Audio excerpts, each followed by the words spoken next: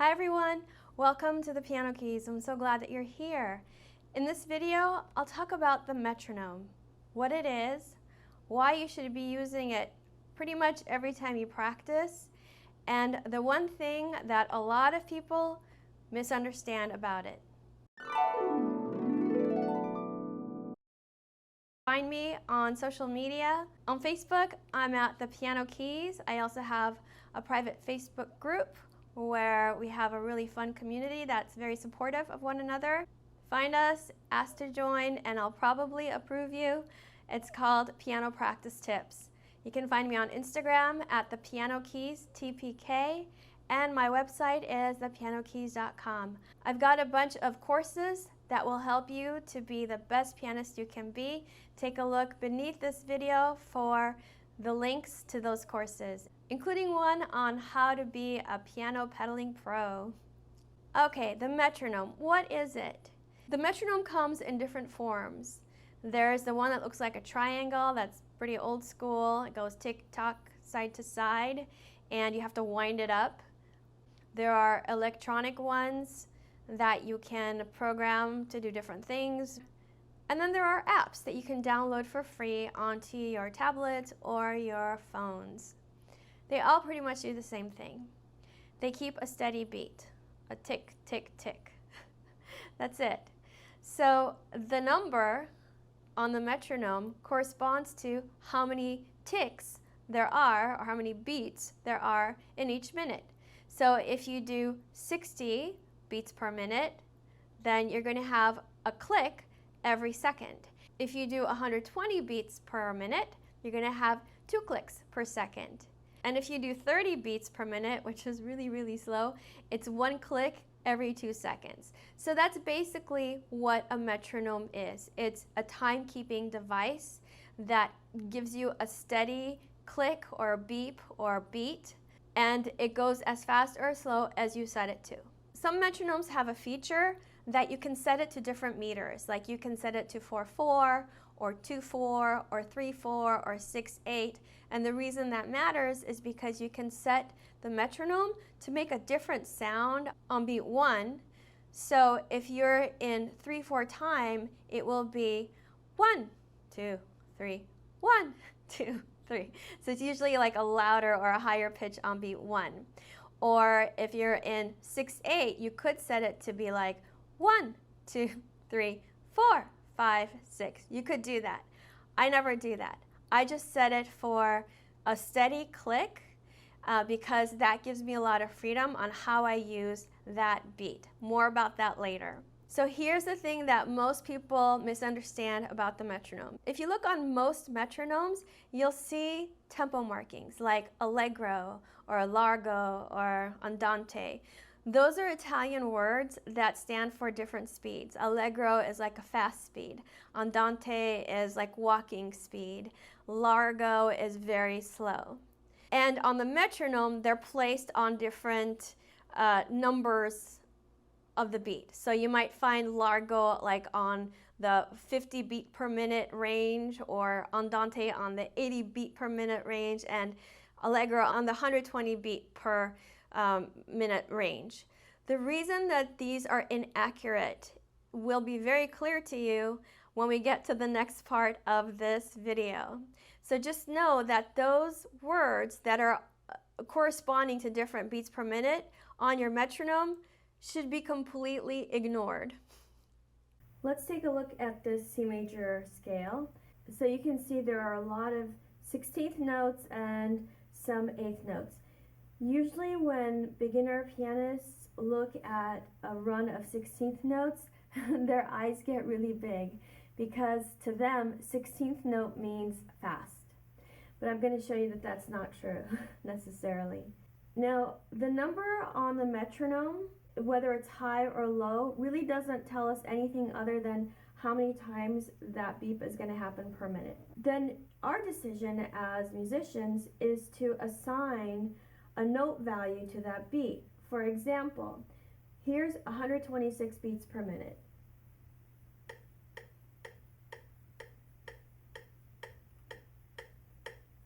Is that fast or is it slow? Well, it depends. If I say that each one of those clicks represents a 16th note, then I would play the scale like this.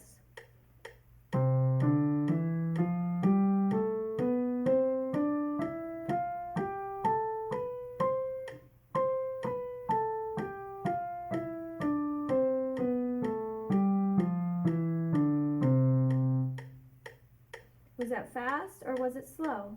Well, to me it sounded kind of medium tempo.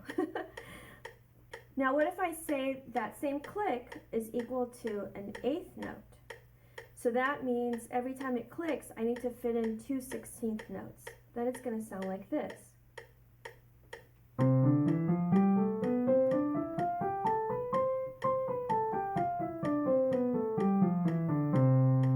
So you see the beat itself on the metronome didn't change, but the way I thought of the beat changed. So here it is again if I think of the beat as a 16th note.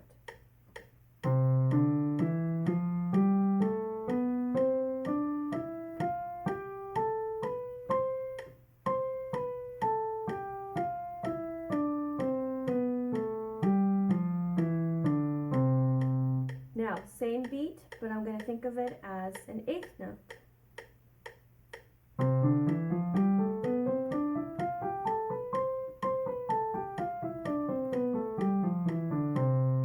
Alright, what if I think of that beat as a quarter note? Now that means 4 16th notes have to fit in the space of that one beat. Now when I say 8th note and quarter note and 16th note, and you're not sure what I'm talking about, you might want to check out my piano courses, Instant Piano and Piano Boot Camp. There I teach you all this stuff, and then we put it to use by actually playing and learning how to practice in a way that saves you a lot of time and gives you great results.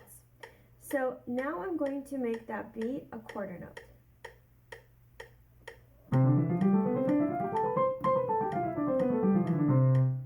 So you see now it's a lot faster. Again, the beat hasn't changed, but the way I think about the beat has changed. You see now why when the metronome says 120 equals allegro, that really doesn't mean anything. Basically, you're the boss when it comes to the metronome. You put it on a number, whatever you choose, and then you have to choose what value note that number represents. Let's talk about why you should be using the metronome pretty much every time that you practice. Because the metronome keeps a steady beat, in a way it keeps you honest as a pianist or a musician. So without the metronome, you might be able to play a piece fairly well without realizing that you might be slowing down in the parts that are challenging for you.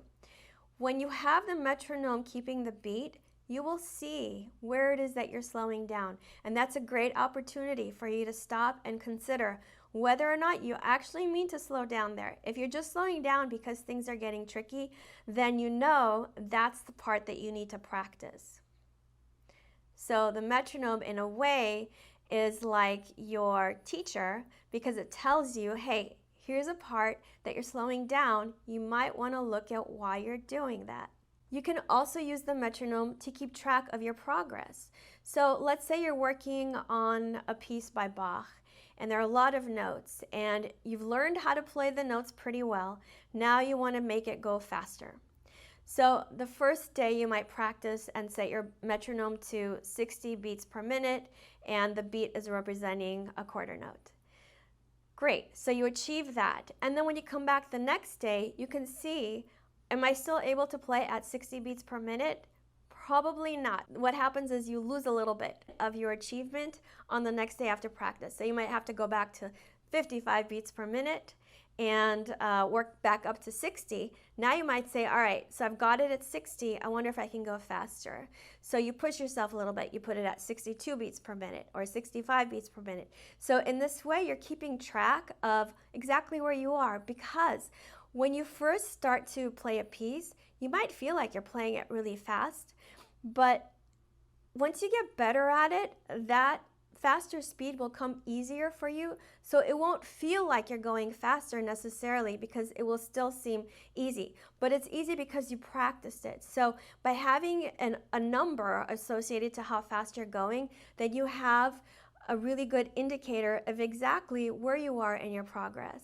So let's say you do want to play faster and you have come to 60 beats per minute in your Bach piece and you want to get to 80 beats per minute. So how do you do it? Do you just start at 60 and then go, all right, I'm ready, let's do 80? No, of course not.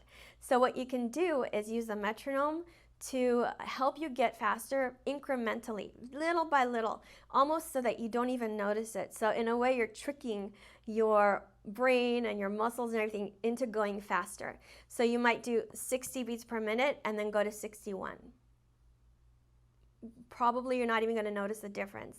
Then you'll go to 62, 63, 64. And if you go like 4 beats per minute faster every day, then in 5 days, you will have gone from 60 to 80.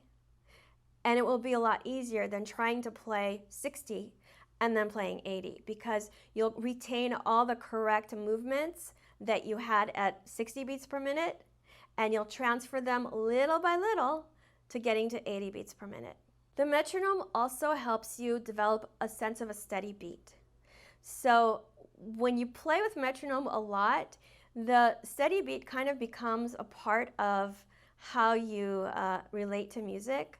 And the reason that's important is, first of all, you want to be in control of what you're doing. You don't want things to happen in your hands and in your music that you don't know why they're happening.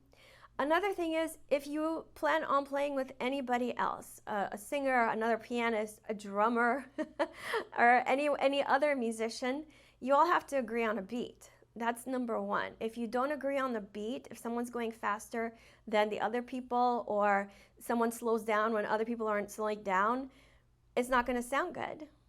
It's like if a marching band is marching together and one person decides they're going to march a little bit slower. What's going to happen? The people behind them are going to run into him. The people ahead are going to go much farther. So everybody has to agree on the beat. So practicing with the metronome really helps you to develop a good sense of a steady beat. So there you go. What the metronome is, how you should use it, and why you should use it. Let me know if you have any questions. Keep practicing, have fun, and I will see you soon. Bye.